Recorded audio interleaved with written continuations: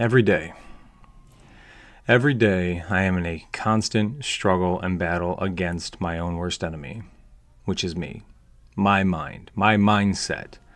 The thoughts that I have continually perpetuating throughout my head and my day are the single greatest adversary that I have in my day and in my life.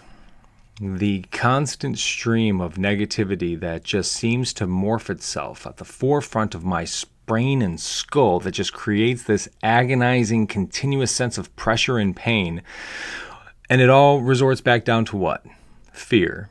Fear I'm not going to be able to pay the bills. Fear I'm not going to be able to get enough clients. Fear I'm not going to be able to provide the services that I need to provide at the level of professionalism and expectation that I am setting the stage for. Fear that I'm not going to be looking good enough. Fear that I'm not healthy enough. Fear that something might happen to my wife. Fear that something might happen to my kids.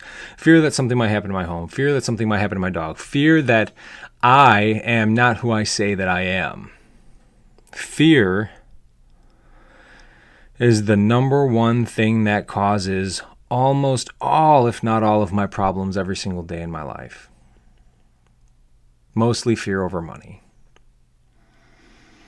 Going broke again.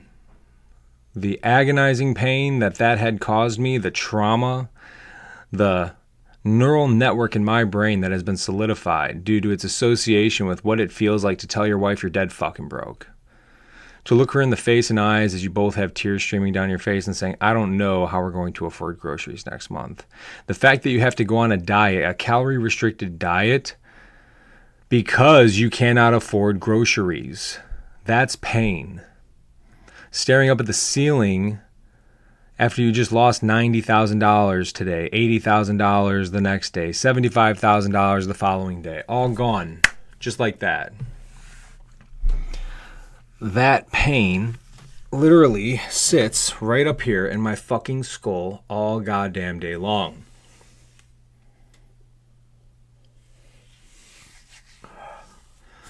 Fear of disappointing them. Fear of disappointing you.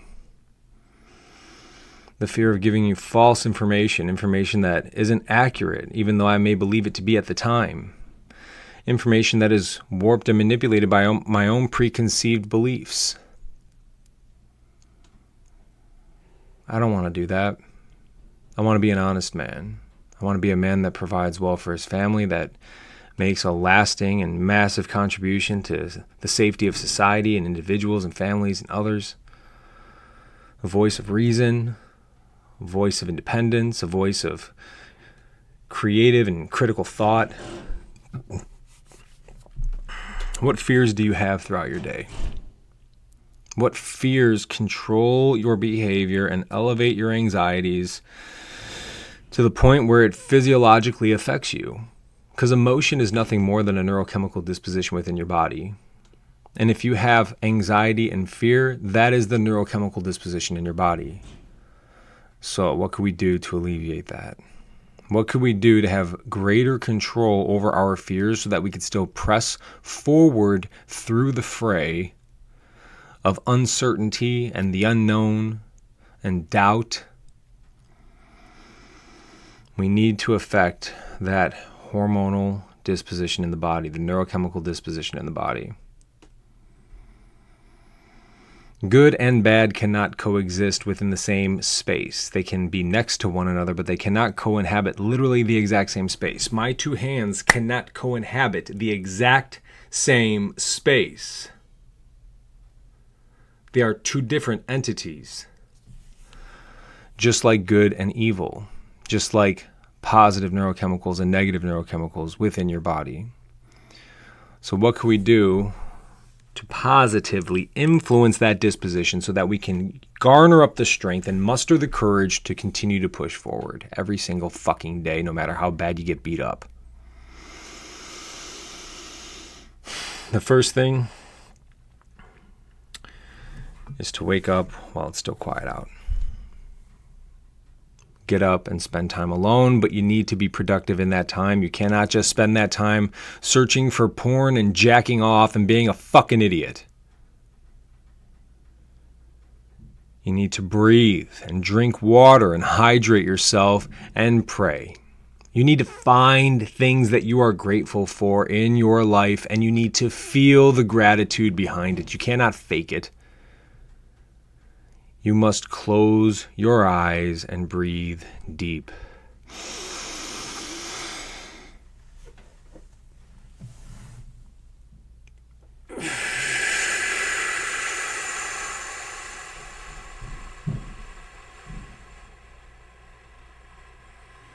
And think of a time when you lost something. Think of the time you were out of town on work and you got a call from the hospital, and it was your wife's doctor telling you that she has to go in for surgery because she's having a second trimester miscarriage. And the fetus is not being expelled from the body, and in fact, it's starting to decay.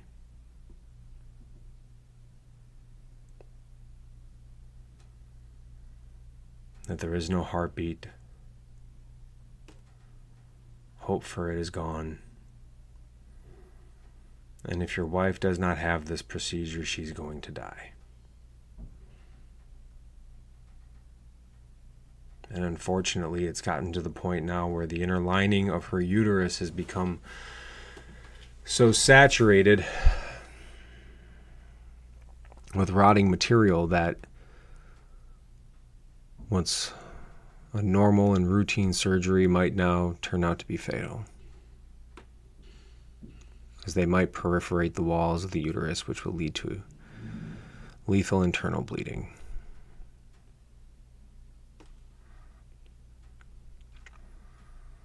You think about the envelope that's sitting at home with the baby's gender,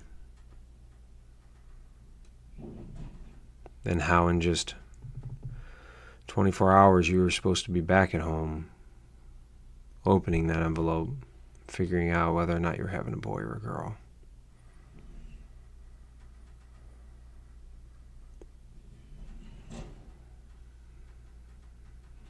Think about that night with your friend at that steakhouse, just sitting there, no food ordered, no wine to drink, just a cup of water. And you're just staring at the table, waiting for the phone call, hoping that they're going to tell you everything is fine. Because you already exhausted all means of transportation, private and commercial. There's no way you're going to get there on time.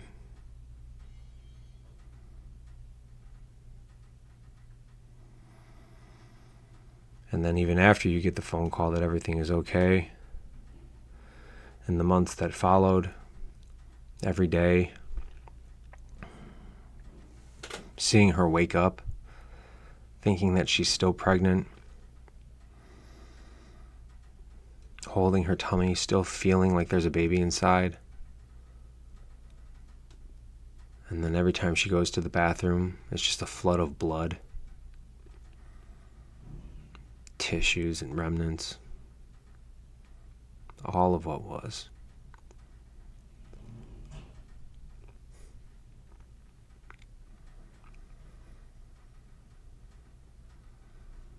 Think about those moments in your life. And then look at where you are now.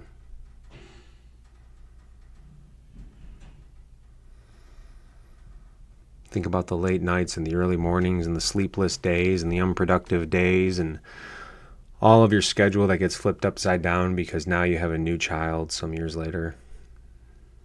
A healthy, beautiful baby boy. And every moment that you start to get frustrated over the fact that this little creature is derailing your plans to provide and to create and to contribute to the home, think back to the pain that you felt holding your wife.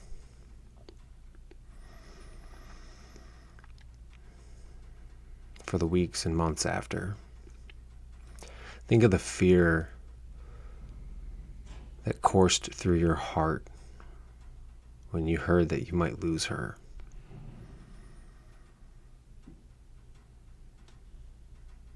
And then look back at where you are now and find yourself flooded with the emotion of gratitude. Find yourself grateful for the things that you currently have.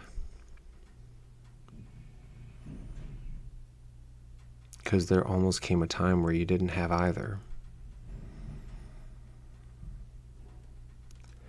What if you woke up tomorrow and everything that you forgot to tell God you were grateful for today was gone?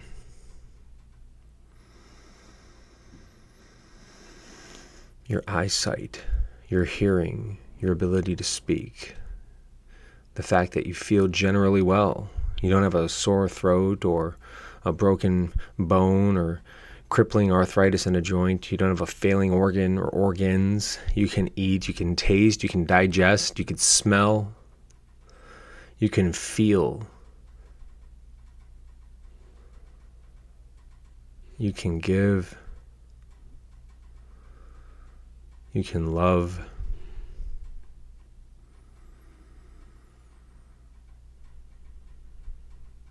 That's how we develop gratitude in our days. When the world is falling apart and everything is on fire around us, that is how you remain focused on what you need to be focused upon. You take moments throughout your day and you sit in silence and you breathe. Preferably 6 iterations. In through the nose and out through the mouth with slightly pursed lips like I just showed you. Taste the air as it comes in through your nostrils. Breathe in life. And breathe out calm. Breathe in existence and exhale all worries and fears and doubts that you have. Feel your body change and feel your shoulders relax. Feel your legs loosen. Don't ever forget your pain. Don't ever forget those experiences. We try so hard to forget our pain, and we're very good at forgetting our pain, unfortunately. But an immature mind in the moment thinks that that's the best route, that that's the best option. When the reality of it is that when you lose sight of the pain that you've endured in your life, you lose sight of all the things you should be grateful for. And that is what allows us to be overwhelmed by stress. That, my friends, is what allows us to let the devil in. And that is what creates the voice of disreason. That's what creates fear. Is the worry of all things bad that might happen, when in reality, things are really, really good. We lose sight of it very quickly. And my recommendation to you is that if you want to alleviate fear from your life, if you want to eradicate the things that kill you on a daily basis on the inside, that are rotting away at your core, that are making you feel anxious and worried and fearful, you need to reflect back on times of great pain every single day. Feel that pain and then think of where you are now compared to then. And then feel the joy and the gratitude overflow. Feel it change from within you. Feel it dissolve all fear and worry, and feel it warm you from the inside out with absolute comfort over the fact that it was a horrible time. But you now have your son, and he's beautiful and he's healthy. You have your wife, and she is beautiful and she is healthy. You have your family. And it could be whatever for you, obviously. It doesn't have to be that situation that I'm sharing with you, my own personal experience. There's countless other experiences that I could have drawn upon to use that and illustrate that point. And there's countless experiences that you can draw and use to illustrate your own. What is it all worth to you? Life, things that you have.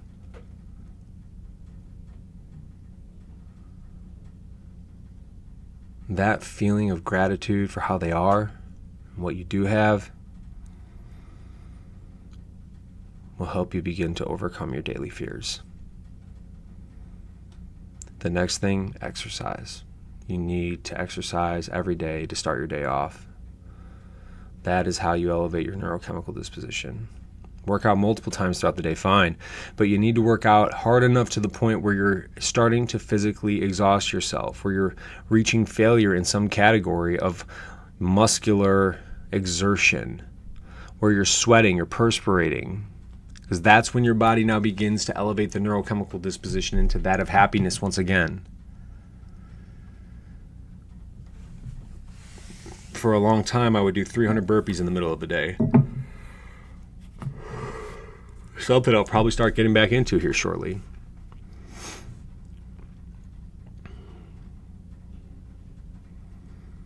Because that's what I needed to keep myself elevated. And the more you do that, the stronger you become, ladies and gents. And the stronger you become, the more of a beating you can take. But the unfortunate reality of it all is that it's not going to stop coming. The blows are going to get much harder, and the hits are going to get bigger, and your pain is going to get greater. But there's nothing you can do about it. It's going to happen. So prepare yourself. Dig down within, deep within, and learn how to fight. If you're a man, this will ultimately be the death of you, and that's fine. We're all going to die someday anyways. But this battle, internally, it never goes away. It's the dichotomy of life's beauty. You can find no beauty when you're hedonistic and always seeking pleasure and greater highs. But when you accept that life is going to be hard and challenging and painful, then you can meet that challenge with fervor. You can prepare yourself daily and train yourself daily for war. Doesn't mean that war is going to be easy. Some battles will be easier than others. But the war is going to be long and hard and tiring. The question, however, is, where will you reside at the end of it all? Victorious in your own definition of giving it everything you've had, reaching your goals and climbing your mountains, finding your own sense of glory? Or will you just be some pawn and peon down on the trenches of the battlefield, one of the first to be killed, and nobody even knows your name?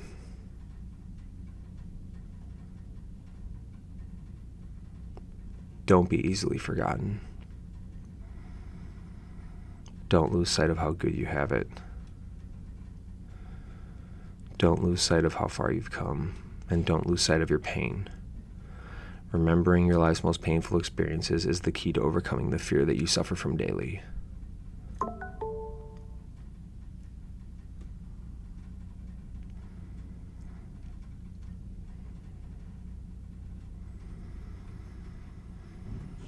If you want to build mental resiliency and emotional resiliency,